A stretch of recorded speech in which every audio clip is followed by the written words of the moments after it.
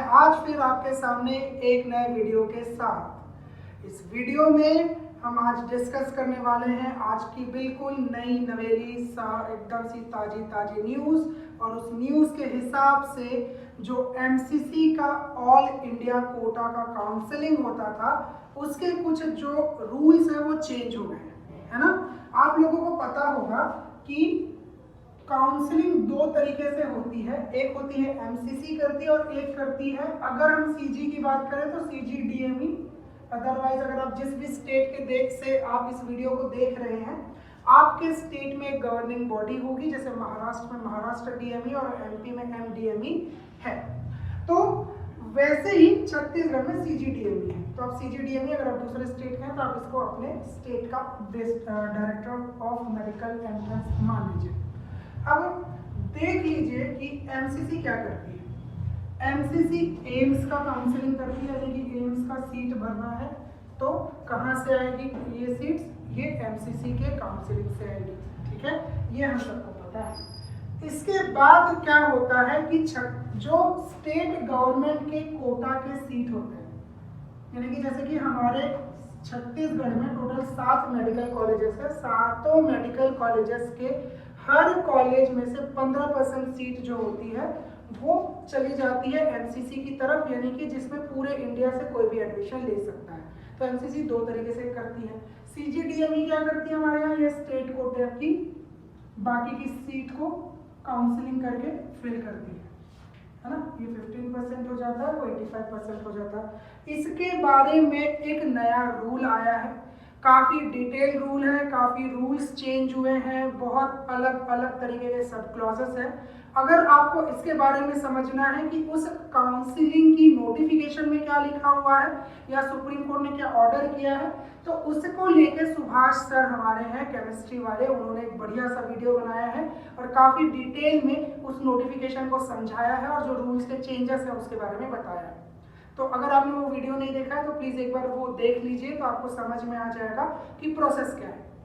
तब आप बोलोगे सर आप क्या करने वाले हो, तो मैं आपको ये बताने वाला हूँ बेटा कि इस रूल के चेंज होने के कारण हमारे स्टेट के ऊपर क्या फर्क पड़ेगा। अब स्टेट के ऊपर क्या फर्क पड़ेगा, क्या क्या मतलब बोल रहे हो, ये तो एमसीसी तो अलग चली जाती है ना, इससे तो अपना कोई लेना देना नहीं है, हम तो इसमें फॉर्म भी नहीं भरेंगे, हम तो इसी में फॉर्म भरेंगे। लेकिन एक बात आप सोच कर देखिए, जब एमसीसी की काउंसलिंग होती है फर्स्ट राउंड और उसके बाद सेकेंड राउंड, तब स्टेट अपना सेकेंड राउंड करती है। जब तक एमसीसी का सेकेंड राउंड कंप्लीट नहीं होता तब तक स्टेट अपना सेकेंड राउंड नहीं करती है। ऐसा क्यों, जैसे कि मान लीजिए छत्तीसगढ़ की 100 सीटें मान लेते हैं ना, एग्जैक्ट नंबर नहीं है, 100 सीटें एमसीसी को जाती है, इन 100 में एमसीसी काउंसलिंग करती है ऑल इंडिया कोटा लेवल पे। अब ऐसा तो है नहीं कि 100 में से 100 बच्चे दूसरे स्टेट से हमारे यहाँ एडमिशन लेने आ जाएंगे। क्या होता है कि बहुत बार जो बच्चे के अच्छे मार्क्स आए हुए होते हैं तो वो बच्चे अपने ही स्टेट में एडमिशन ले लेते हैं, या बहुत बार दूसरे स्टेट कई लोग जाना नहीं चाहते। तो 100 में से जनरली क्या होता है 30-40 सीट भर जाती है, 30-40 सीट जो होती है फिलअप हो जाती है, और बाकी की जो लगभग 60 सीट होती है वो फिलअप नहीं होती है। कब, सेकेंड राउंड की काउंसलिंग के बाद, एमसीसी की सेकेंड राउंड की काउंसलिंग के बाद हमारे पास 60 सीटें बच जाती हैं। अब ये 60 सीटों का क्या होता है, क्या खाली चली जाती है, नहीं, अभी तक जब तक इसका एमसीसी का सेकेंड राउंड कंप्लीट होता है तब तक स्टेट का सिर्फ फर्स्ट राउंड कंप्लीट होता है। ये चीज मैंने एक बार और आपको एक अलग वीडियो में बता दी है। अब स्टेट अपना सेकेंड राउंड तभी करेगा जब एमसीसी अपना सेकेंड राउंड कंप्लीट कर लेगी, यानी कि ये जो 60 सीटें बची हैं ये अब एमसीसी इसको पहले डील नहीं करती थी, ये खाली चली जाती थी, और ये खाली सीट्स कहाँ ट्रांसफर हो जाती थी, स्टेट को। यानी कि जो पहले से 85% सीट्स थी इसके पास, इन 85% सीट्स में से भी और 60 सीट इसमें एडअप हो जाती थी। तो ये सीट हमको कहाँ मिल जाती थी, हमारे स्टेट के बच्चों को सेकेंड राउंड की काउंसलिंग में।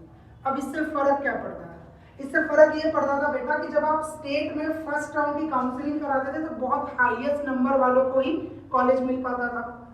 अब जब सेकेंड राउंड की काउंसलिंग करते थे तो उन बच्चों को कॉलेज मिल जाता जिनके मार्क्स थोड़े से कम आए हैं। अब उसमें 60 एक्स्ट्रा सीट चली जाती थी। जब एक्स्ट्रा सीट चली जाती है, एक्स्ट्रा सीट मिल जाती है, तो क्या होता है, एक्स्ट्रा सीट्स के कारण कट ऑफ थोड़ा सा कम हो जाता है।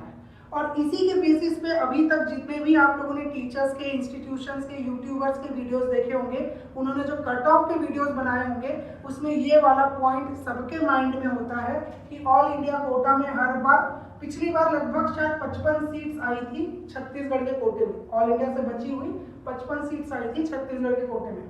तो हम लोग मान लेते हैं रफली 60 सीट, ठीक है, हम लोग मान लेते हैं 60 सीट। अब ये 60 सीट कम हो जाएगी, तो जब ये 60 सीट कम हो जाएगी तो जो हमने कट ऑफ एक्सपेक्ट किया था वो थोड़ा सा ऊपर चला जाएगा, तो हमारे यहाँ के बच्चों को क्या हो जाएगा, नुकसान। तो हमारे लिए ये बेनिफिशियल तो नहीं कहा जा सकता है।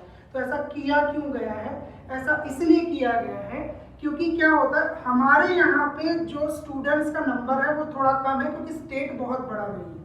इसके अलावा जो बाकी के स्टेट्स होते हैं, राजस्थान, मध्य प्रदेश, महाराष्ट्र, उत्तर प्रदेश, वहाँ का अगर आप कट ऑफ देखेंगे तो एम्स के बाद मतलब उन्हीं का कट ऑफ हाई लेवल पे होता है, बहुत हाई कट ऑफ जाता है। अब वहाँ का कट ऑफ को कम करना होता है। अब होता क्या है कि वहाँ के बच्चे अब ट्राई करते हैं कि दूसरे जगह पे ऑल इंडिया कोटा की सीट्स भर लेते हैं, है ना।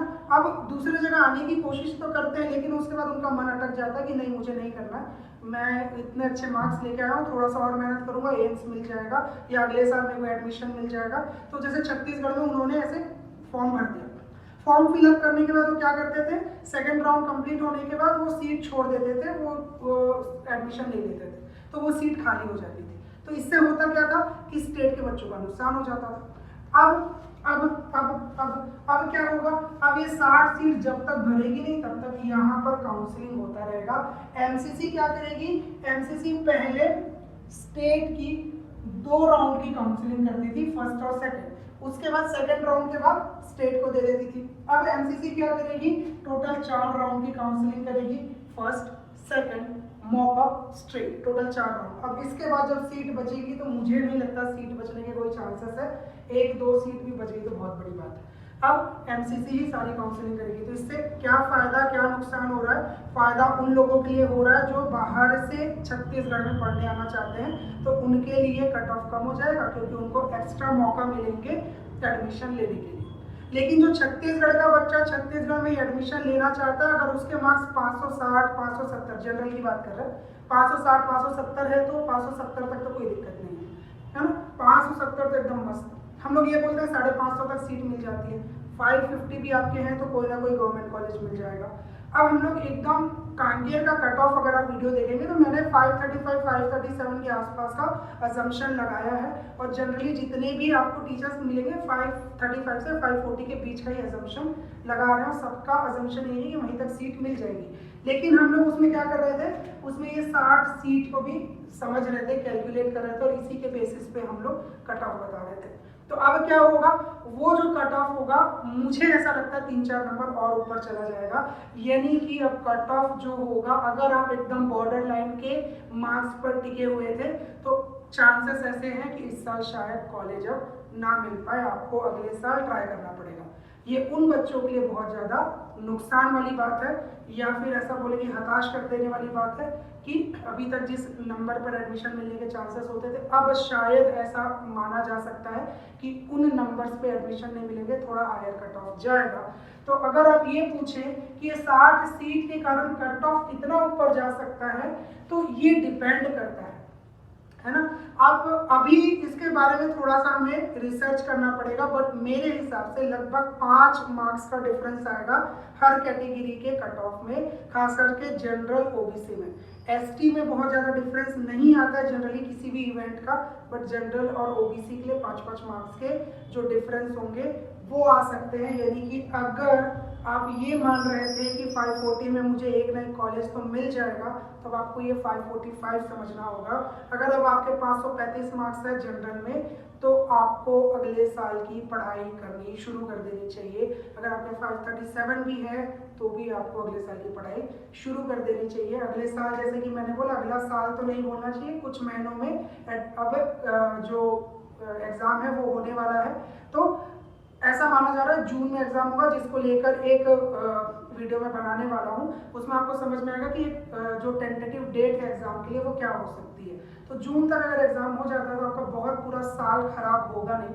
आप एक ड्रॉप ले सकते हैं और आप उसके बाद मेहनत करके फिर से एमबीबीएस में एडमिशन ले सकते हैं। ये मत करिएगा कि बीडीएस कर लिया, बीएससी कर लिया, बीएएमएस कर लिया। अगर आपने 1-2 साल 2 साल भी अगर आपने ड्रॉप लिया तो भी कोई बात नहीं, अभी तो आपका साल नहीं खराब होगा ना, अभी आपका 4-5 महीना ही खराब होगा। ऐसा भी हो सकता है कि नेक्स्ट और इस ईयर का सेशन एक साथ ही शुरू हो, जैसे बहुत से इंजीनियरिंग कॉलेजेस में पिछले साल 2 सेशन एक साथ शुरू हो गए थे, तो ऐसा हो सकता है। तो आपको क्या करना चाहिए, आपको मेहनत करनी चाहिए, थोड़ी सी और पढ़ाई करनी चाहिए। 4-5 नंबर 4-5 क्वेश्चंस की बात है, 5 क्वेश्चंस और बना लीजिए, 5 चौक 20 है ना, 5 4 20, तो 20 नंबर अगर आपके और एक्स्ट्रा आ जाते हैं, अभी 540 आया है, 560 आ जाता है तो बिल्कुल श्योर कॉलेज मिल जाएगा, है ना। और ज़्यादा अच्छे आ जाते हैं तो क्या पता एम्स में भी एडमिशन मिल जाए। तो हमेशा पॉजिटिव एटीट्यूड रखिएगा। ये एक इन्फॉर्मेशन आपके लिए कि अब थोड़ा रिलैक्स होने का टाइम नहीं है, इस नए रूल के कारण कट ऑफ पे काफ़ी फर्क पड़ने वाला है। तो इस चीज़ को अपने दिमाग में रखिएगा और ये ध्यान में रखिए कि अगर आपके 570 आए हैं तभी आप खुश रहिए, अदरवाइज आप पढ़ते रहिए, मेहनत करते रहिए। अगर आप मेहनत करेंगे तो हो सकता है अगले साल आपको एम्स, मौलाना आज़ाद जैसे कॉलेजेस में एडमिशन मिल जाए, या फिर अगर छत्तीसगढ़ की बात करें तो रायपुर के मेडिकल कॉलेज में एडमिशन आपको मिल सकता है। कभी भी हार मत मानिए, कभी भी कम में सेक्रीफाइस करने की ज़रूरत नहीं है, हमेशा अपने ऊपर विश्वास रखिएगा। आई होप ये वीडियो आपको समझ में आई होगी, आपको ये सारी चीज़ें पता चली होगी कि क्या फ़र्क पड़ सकता है इस एक रूल से। I hope it was informative to you. आप अगर इस वीडियो को पसंद कर रहे हैं तो प्लीज़ लाइक का बटन ज़रूर दबाइएगा, कंजूसी मत करिएगा। इस वीडियो को ज़्यादा से ज़्यादा स्टूडेंट्स के साथ शेयर कीजिए। अगर आपके कोई डाउट्स है, कोई क्वेरीज है तो कमेंट कीजिए और इसके साथ ही सब्सक्राइब कीजिए अगर आपने सब्सक्राइब नहीं किया, और साथ में एक बेल वाला आइकॉन होता है उसको दबा दीजिए कि अगला वीडियो आए तो आपको पता चल जाए। और इसके साथ अगले वीडियो का इंतज़ार करिए, अपना ख्याल रखिए, बहुत सारी पढ़ाई करिए, खूब सारी मस्ती करिए, and thank you very much.